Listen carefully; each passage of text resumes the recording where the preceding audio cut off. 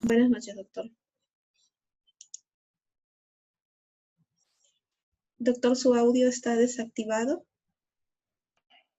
¿Me escuchas? Sí, doctor. Ok. Muy bien, pues muchas gracias. Gracias a todos por la invitación. Gracias a los asistentes por el interés. Y pues bueno, vamos a continuar con la serie de temas de esta noche. El tema que me corresponde platicar con ustedes, pues es la evaluación respiratoria en pacientes con lesión medular, aprovechando la temporada, la situación actual de COVID-19. Entonces, bueno, pues vamos a comenzar. Hablar de función respiratoria, lesión medular, pues a veces nos genera una cierta incertidumbre, temor. Sabemos que la función respiratoria siempre va a ser un poco complicada y por lo tanto, pues hay que afrontarla como tal, no podemos hacerla menos. Como bien comentó la doctora Jimena, pues existe una serie de complicaciones que se van a estar presentando en los pacientes con lesión medular. Sin embargo, las complicaciones respiratorias se mencionan que son la causa número 1 de fallecimiento de los pacientes en el primer año posterior a la lesión. Y pues bueno, como introducción tenemos estadística americana, donde nos menciona que 12,000 lesiones de médula espinal se reportan al año.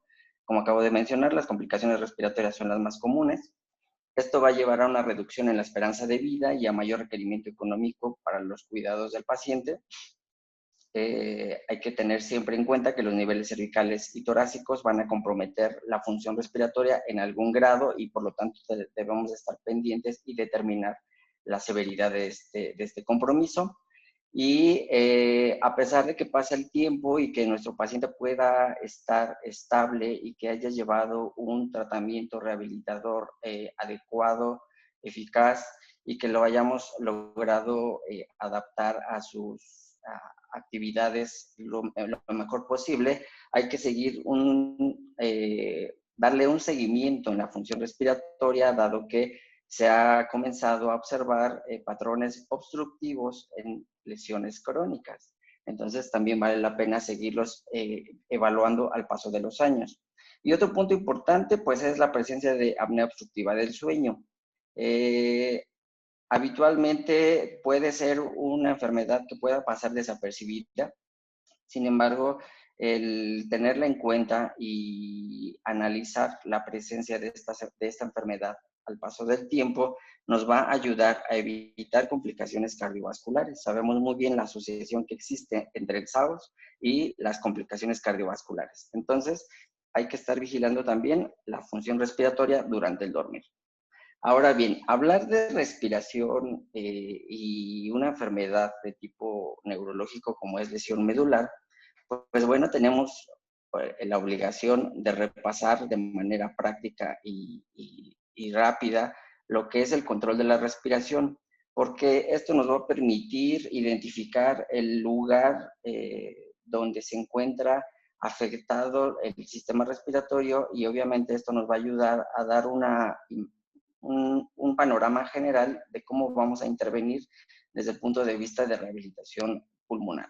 Entonces, ¿dónde comienza la respiración? Aquí la pregunta quedaría al aire, porque caeríamos como la frase típica acá en México, como que es primero el huevo o la gallina. Entonces, aquí, ¿quién activa la respiración? ¿Dónde se inicia?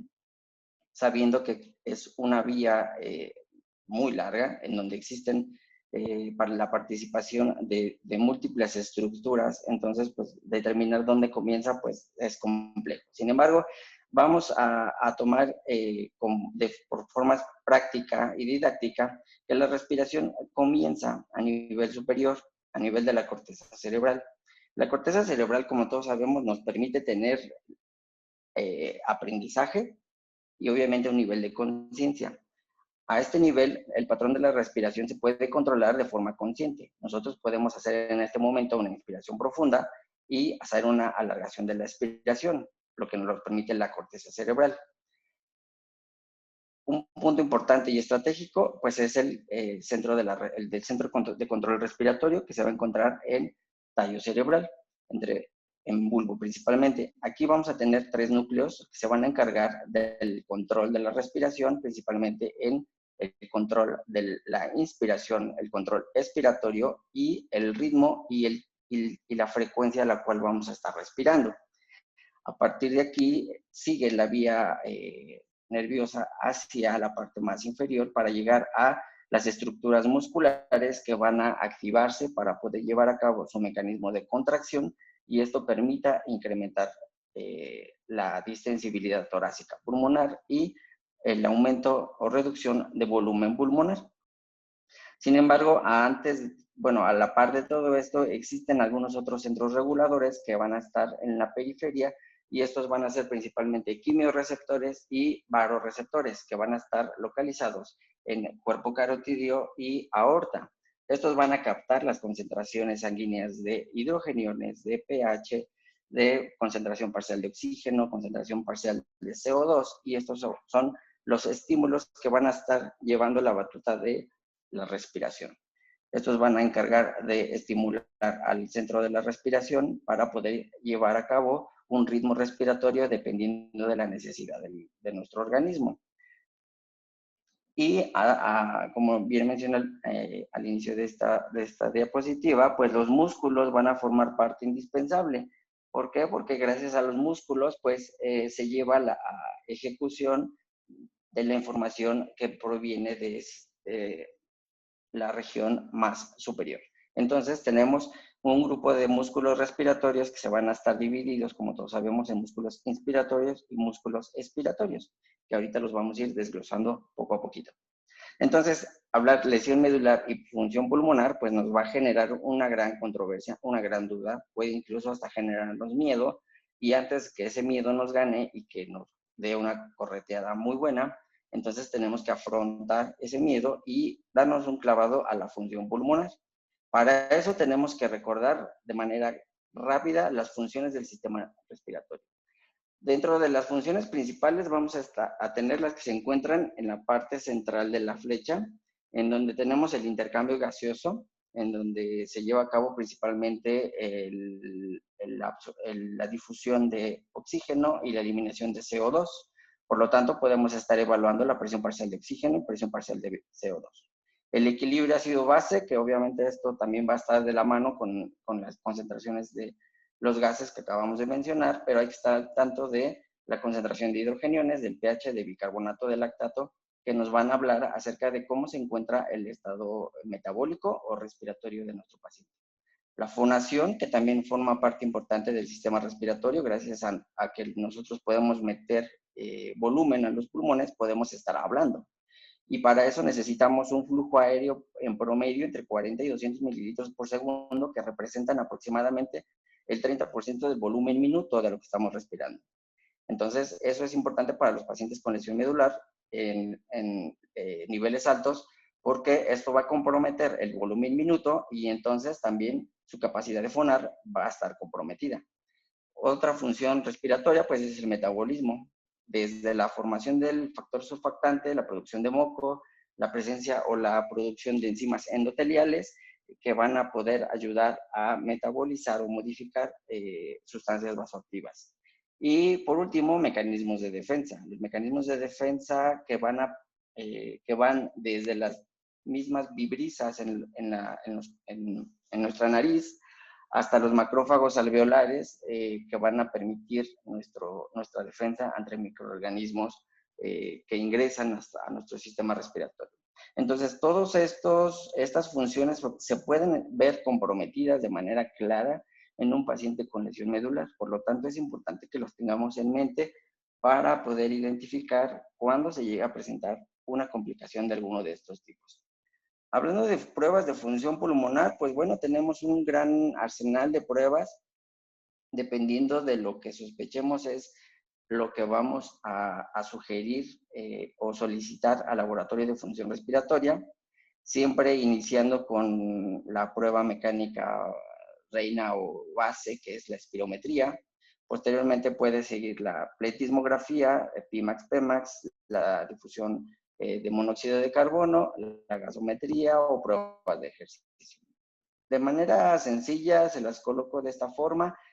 puede ser la aplicación de una u otra en diferentes momentos de la evaluación de nuestro paciente. Sin embargo, todas estas son las que podríamos estar echando mano en la evaluación del paciente, tanto en la forma aguda como en la etapa crónica.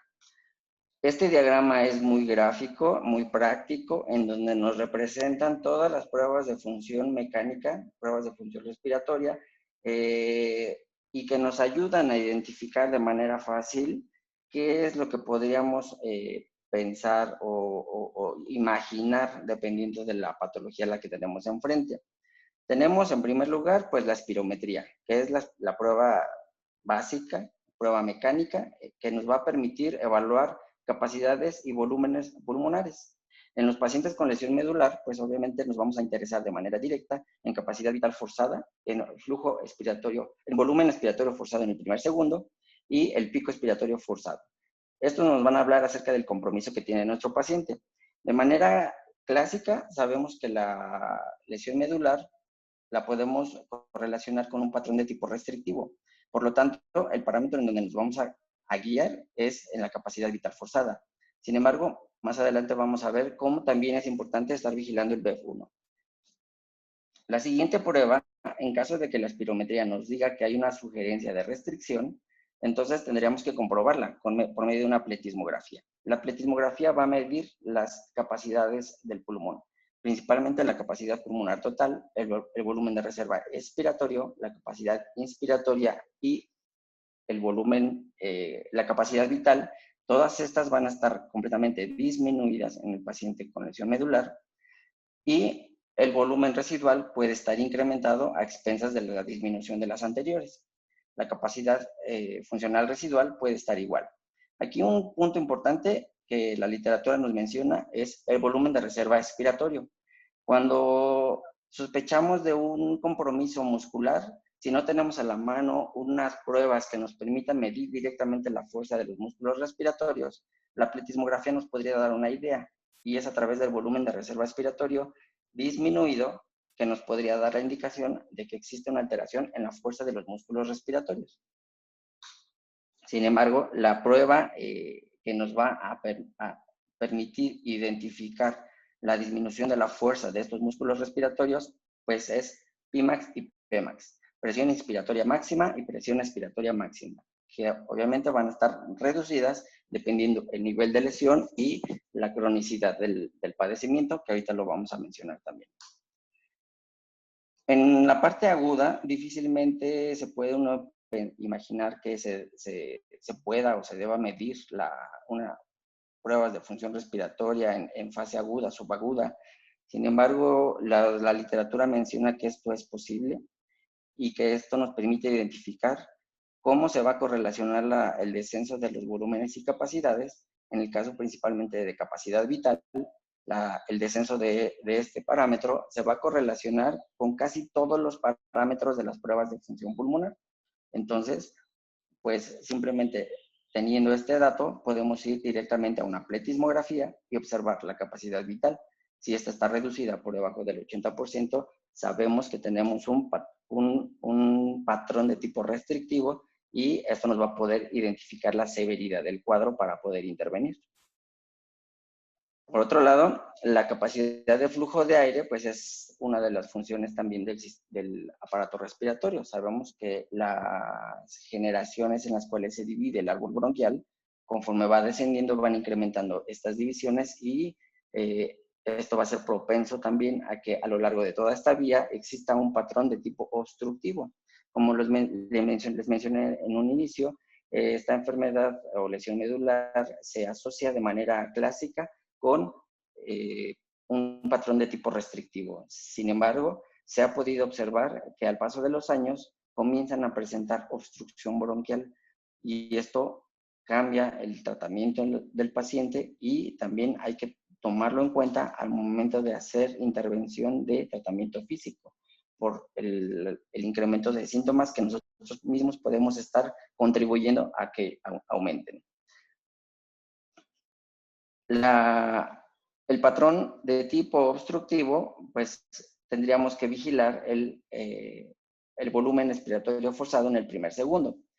Este parámetro clásicamente es el parámetro en el cual nos basamos para diagnosticar y estadificar EPOC. Sin embargo, en pacientes con lesión medular, en etapas crónicas, el BEF1 va a disminuir y esto se va a estar asociando con broncoespasmos, con disnea, con intolerancia a la actividad y obviamente con la propia obstrucción bronquial. Y por lo tanto debemos de identificar cuál es el patrón de obstrucción. Puede ser simplemente moco, como bien lo mencionó la doctora Jimena, o que exista un compromiso de broncoconstricción. Y esto va a desencadenar la serie de síntomas que el paciente puede presentar en cualquier momento de la enfermedad. Tenemos aquí un par de gráficas en donde nos tratan de ejemplificar la correlación que existe entre la espirometría y los niveles de lesión. Entonces tenemos la gráfica del lado izquierdo, en donde tenemos capacidad vital forzada contra el nivel de lesión, en donde parecería obvio, en donde pensamos que a nivel más alto la capacidad vital forzada va a estar reducida y conforme el nivel de lesión neurológico va disminuyendo, la capacidad vital incrementa o incluso se normaliza. Y en cuanto al BEF1, volumen expiratorio forzado en el primer segundo, pasa algo muy similar. Entre más alta la lesión medular, el volumen es menor y al paso a la disminución del nivel de la lesión, el BEF1 incrementa o incluso se normaliza. Pero entonces esto lo tenemos que estar identificando de manera clara a través de una espirometría. Ahora, ¿por qué se genera una obstrucción? La restricción, pues ya nos quedó un poco claro, por la debilidad muscular que ahorita en las siguientes diapositivas vamos a mencionar. Pero entonces, ¿por qué se hace una obstrucción? Si estamos hablando que es el patrón clásico de restricción, ¿por qué hay una obstrucción? Porque hay una pérdida en la inervación simpática y parasimpática, lo cual va a generar un incremento en la actividad colinérgica y esto puede generar la obstrucción bronquial por broncoconstricción. Y esto se ha observado a través de pruebas por medio de la aplicación de un anticolinérgico como bromuro de ipratropio, en donde se ha demostrado un incremento del BEF1 en el 12% y o un incremento en 200 mililitros del volumen. Y esto se ha podido demostrar en base a las características o a los síntomas que el paciente va refiriendo al paso de los años de la lesión. Entonces, no nos debemos de quedar con la idea para siempre que es un patrón de tipo restrictivo. Si el paciente en algún momento de la evolución de la enfermedad menciona que comienza a tener mayor disnea, que comienza a tener tos, que comienza a tener incluso sibilancias, es importante evaluar una espirometría o una prueba clínica con bromuro de ipratropio para identificar la probabilidad de una obstrucción. Y esto también se debe de considerar principalmente en lesiones que se encuentran por arriba de T3 y T6. Entonces, los síntomas respiratorios que van a presentar estos pacientes principalmente es disnea, tos crónica, tos productiva y sibilancias. La disnea se va a presentar principalmente en niveles superiores, 75% nivel C5, que no requieran ventilación mecánica invasiva. En un 58% en pacientes que tengan niveles C5, C8, C6, C8, un 43% en T1 a T7 y 29% de T8 a L3. Algunos predictores que nos van a hablar acerca de la disnea, hablando de pruebas de función pulmonar, es la capacidad pulmonar total. Cuando esta se encuentra por debajo del 60% del predicho, esta nos puede predecir la presencia de disnea en cualquier momento de nuestro paciente. Por lo tanto, también tenemos que involucrar alguna estrategia terapéutica para ayudar a disminuir este síntoma. Y la tos crónica o tos productiva se puede estar presentando, la tos crónica, en razón a lo que acabo de mencionar en la diapositiva previa, o la tos productiva por la presencia de secreción bronquial.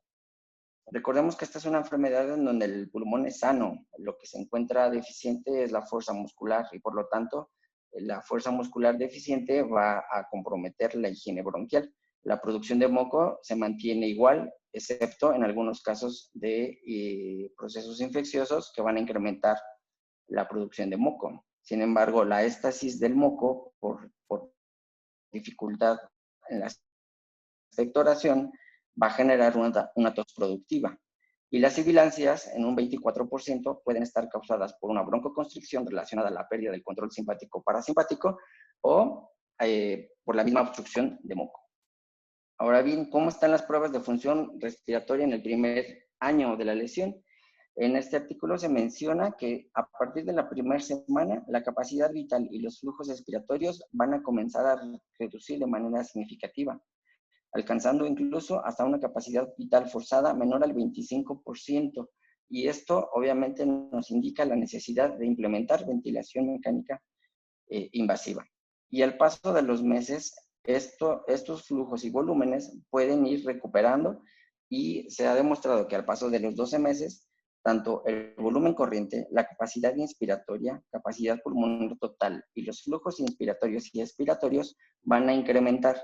Muy probablemente no lleguen a la normalidad, sin embargo, sí se observa un incremento en relación a las primeras semanas o meses de la lesión. Pero como mencioné en un principio, hay que estar vigilando de manera por lo menos anual una espirometría para identificar algún proceso de tipo obstructivo. La ganancia en cuanto al incremento de volúmenes medidos por espirometría se ha justificado que es gracias a la resolución de la inflamación, a la disminución del edema por arriba de la lesión y a que haya un incremento en la mejoría de la fuerza de los músculos respiratorios, además de una estabilidad de la caja torácica. Por lo tanto, para poder obtener estas cifras, no significa que el paciente quede en casa sin ningún trabajo en la cuestión respiratoria. Esto va a ser gracias a que podamos establecer un tratamiento fisioterapéutico que permita la movilización de la caja torácica para poder permitir incremento de la fuerza de los músculos respiratorios y esto por ende lleve al incremento de los volúmenes que acabamos de mencionar. Ahora, en cuanto a los músculos obviamente son aquí el actor principal para nuestro paciente. Debemos de recordar que los músculos respiratorios juegan un papel trascendental en cada ciclo que nosotros estamos llevando a cabo de nuestra respiración. Los tenemos clásicamente divididos en músculos inspiratorios, músculos expiratorios. Sabemos que el diafragma es el músculo principal de la inspiración. Se menciona que es el que se encarga de llevar a cabo entre el 70 y el 80% de la capacidad pulmonar y que tienen algunas características histológicas que le van a permitir ser resistentes a la fatiga. Y este va a estar acompañado de la acción de los intercostales externos o de intercostales internos en el mecanismo de expiración. Ahora, ¿cuál es la relación entre los músculos respiratorios y lesión medular? Pues es sumamente importante tenerlos claro. Este diagrama ejemplifica de una manera muy práctica, didáctica y fácil de aprender los niveles de lesión y los músculos respiratorios que van a estar, mejor dicho, que tengan un nivel de integración neurológica y que nos permita identificar la severidad o el daño de lo que puede el paciente estar cursando. Entonces, tenemos desde C1 hasta L4. Tenemos los músculos de la respiración, tanto accesorios como obviamente el diafragma. Los accesorios, como sabemos bien, el trapecio, escaleno, pectorales. Y todos los intercostales que van a ayudar o que van a auxiliar el mecanismo de inspiración en el caso de los intercostales externos y los intercostales internos en el mecanismo de expiración. Pero al mismo tiempo, a nivel de T6 hasta L3, pues ahí se integran todos los músculos que van a inervar, todos los nervios que van a inervar a los músculos abdominales. Y sabemos muy bien que los músculos abdominales tienen un papel muy importante en la expectoración. Al momento de ejecutar una buena tos, la pared abdominal juega un papel importante para poder lograr una expectoración efectiva. Por lo tanto, podemos asociar algunas complicaciones o síntomas respiratorios dependiendo del nivel. Entre niveles por arriba de C4, el riesgo de tener una ventilación mecánica invasiva es alto. A nivel de C5 a T1, en cuanto a la fuerza muscular para ejecutar una tos efectiva, va a ser probablemente ausente.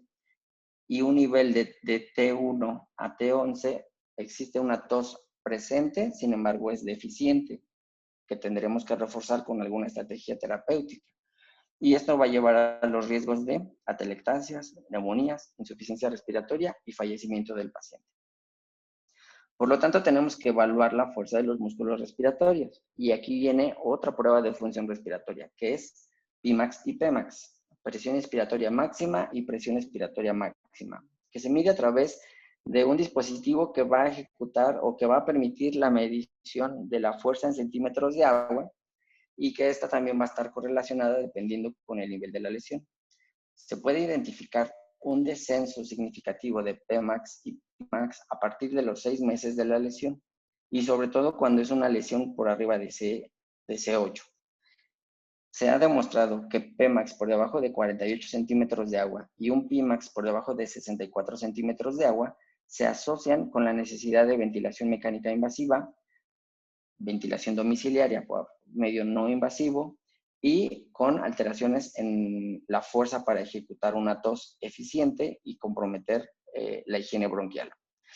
Se ha podido utilizar algún parámetro alterno a Pimax y Pmax, como es el SNF, que se va a correlacionar con Pimax. Sin embargo, no hay unos valores estandarizados que permitan utilizarlo de manera amplia en lugar de Pimax y Pmax.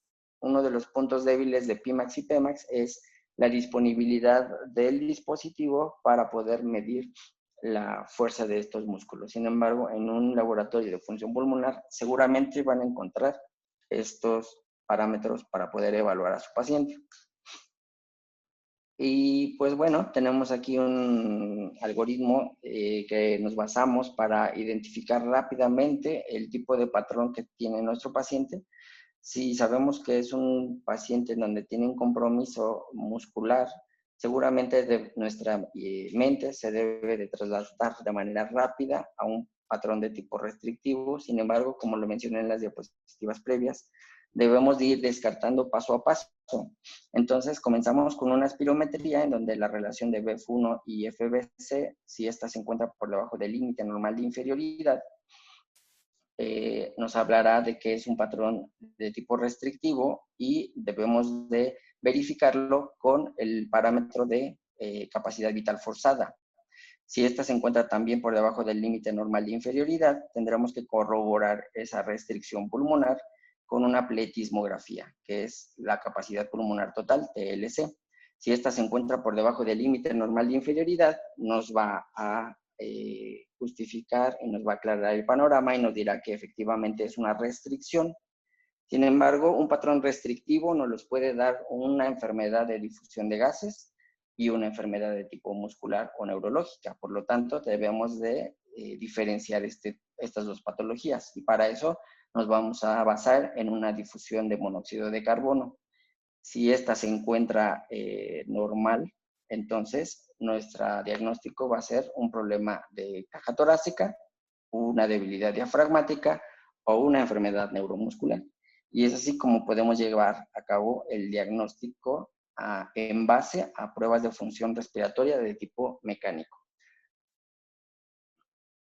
Otros parámetros sencillos que podemos medir en el consultorio sin la necesidad de un laboratorio de fisiología respiratoria, pues es medir la efectividad de la tos.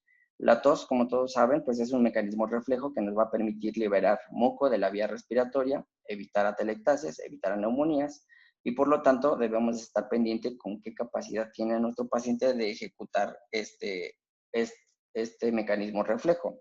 Por lo tanto, debemos utilizar la flujometría, que es a través de estos dispositivos que les pongo en la diapositiva, que nos va a permitir medir el flujo pico de tos.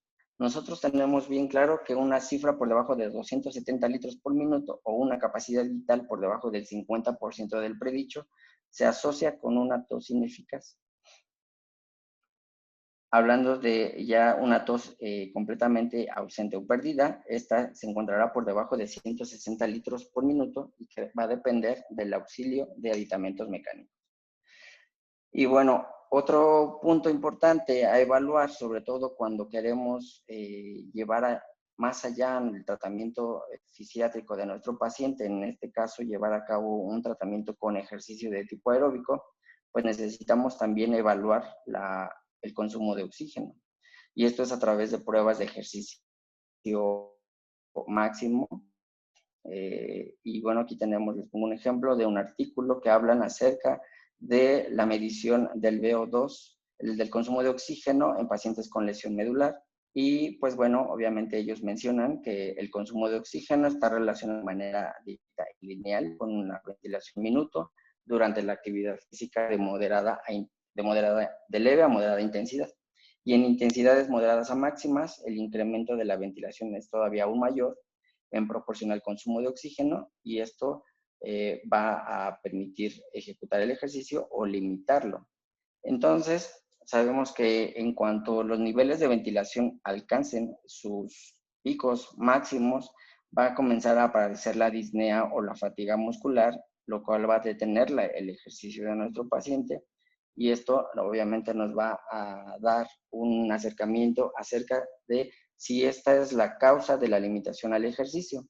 La disfunción respiratoria pues va a limitar también al ejercicio aeróbico de tipo máximo, y el tener estos datos nos va a permitir no solamente identificar el consumo de oxígeno, sino nos va a permitir prescribir una intensidad al ejercicio de manera objetiva y clara, pero además nos va a poder ayudar a evitar complicaciones de tipo cardiovascular como enfermedades coronarias o metabólicas como diabetes mellitus, por la inactividad física que tienen nuestros pacientes. Entonces, todo paciente con lesión medular que querramos colocar como plan de tratamiento de rehabilitación ejercicio, tendríamos que estar evaluando la capacidad de tolerancia al ejercicio. Disculpe, Y bueno, en doctor. este mismo artículo aquí nos mencionan su tabla de resultados, en donde vemos que dependiendo del nivel de lesión medular, entre más alto el tener el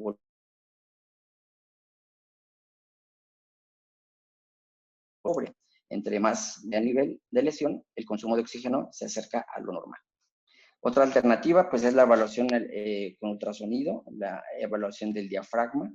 Específicamente en pacientes con lesión medular se ha evaluado el grosor del diafragma en correlación con pruebas de función pulmonar, principalmente las espirométricas, y se ha observado que existe un engrosamiento muy similar en cuanto a un paciente sano, lo cual en este artículo pues les generaba cierta controversia, porque decían que por qué si el grosor del diafragma era muy similar al de un paciente sano, y bueno, pues ellos mencionaban que era uno por su metodología, la forma como miden el diafragma pues es en decúbito supino, y la espirometría pues es en sedestación, y esto les generaba ciertas alteraciones entre las correlaciones. Sin embargo, pudieron encontrar una muy buena correlación en cuanto a al final de la inspiración, al índice de la inspiración máxima mínima, y también en la expiración. Entonces, es una herramienta que todavía está en exploración, y que los que hagan trabajo con ultrasonido deberán de involucrarse todavía aún más en la evaluación con esta estrategia diagnóstica. Y en cuanto al patrón respiratorio, simplemente ver a nuestro paciente respirar en cuanto llega a nuestro consultorio o mientras estamos platicando con él, nos va a permitir identificar rápidamente cómo se encuentran los volúmenes y capacidades pulmonares. Cuando un paciente tiene un patrón respiratorio reducido, Disculpe, pues le el quedan 5 volumen minutos, por corriente, favor. ok, el volumen corriente, la ventilación minuto y el flujo inspiratorio medio van a estar reducidos. Simplemente la presencia de suspiros también nos hablarán acerca de la disminución de los volúmenes y capacidades, y acerca del mayor riesgo de colapso de la vía aérea, interpretándolo clínicamente con atelectasias y neumonías. Y la distensibilidad torácica, pues obviamente también va a estar reducida. Al paso de los meses y años, los músculos respiratorios van debilitándose, se asocia con rigidez de la caja torácica, incluso con anquilosis de la caja torácica, y esto va a reducir la distensibilidad, va a reducir el incremento de volumen que entra y sale de los pulmones, y obviamente la capacidad de nuestro paciente se va a ver comprometida. Y bueno, ya casi por último tenemos esta diapositiva en donde tenemos como resumen a nuestro paciente en la parte central, y hacia su periferia las pruebas de función respiratoria o estructuras que van a estar comprometidas en estos pacientes. Y entonces, de manera final y de resumen, tenemos a las pruebas para músculos respiratorios, PIMAX, PEMAX, volumen de reserva expiratorio, la misma saturación capilar de oxígeno y el consumo de oxígeno máximo, para identificar problemas de vía aérea, la espirometría, como ya mencionamos, lesiones de nervios periféricos, la estimulación de nervio vago y nervio frénico. Se ha hablado ya incluso de estimulación magnética a estos nervios para tratar de ver si hay una efectividad en la vía o no. Y el ultrasonido de diafragma, que también nos va a abordar un probable diagnóstico. La obesidad a través de índice de masa corporal y la impedancia bioeléctrica. El reflejo de la tos por medio del flujo expiratorio pico y la medición de la tos con la medición o provocación con capsaicina. La presencia de apnea obstructiva del sueño con la medición de fracción expirada de CO2, una gasometría, la misma saturación capilar de oxígeno nos va a ser de utilidad durante el dormir o incluso simplemente en decúbito supino. Obviamente la polisomnografía es la prueba reina para diagnosticar esta enfermedad. La pletismografía nos va a corroborar el patrón restrictivo y nos hablará acerca de la movilidad de la caja torácica, e incluso una simple radiografía de tórax, una tomografía de tórax nos hablará acerca del tejido pulmonar. Y entonces, a través de esta evaluación de pruebas de función pulmonar, podemos establecer el tratamiento con fisioterapia. No me voy a meter en eso porque es tema de la siguiente charla. Sin embargo, como verán en la diapositiva, en cada una de las pruebas de función pulmonar podemos establecer una estrategia terapéutica y eso nos va a dar una gran significancia. No voy a hablar acerca de este artículo, ya lo mencionó la doctora 15 años. Y bueno, mis conclusiones es evaluar la función respiratoria es indispensable después de la lesión. Se debe de incluir en cualquier nivel de lesión. No porque tenga una lesión baja, se debe de omitir la función respiratoria. Esta debe de ser periódica. Se debe de implementar una estrategia terapéutica con fundamento científico a través de la evaluación de las pruebas de función respiratoria. Y es indispensable una evaluación médica por rehabilitación pulmonar. En caso de COVID-19, pues amerita mayor prevención, como ya lo mencionó la doctora Jimena, y hacer algunas modificaciones en cuanto a las pruebas de función pulmonar y obviamente durante la fisioterapia pulmonar. Con esto termina mi participación y le doy las gracias.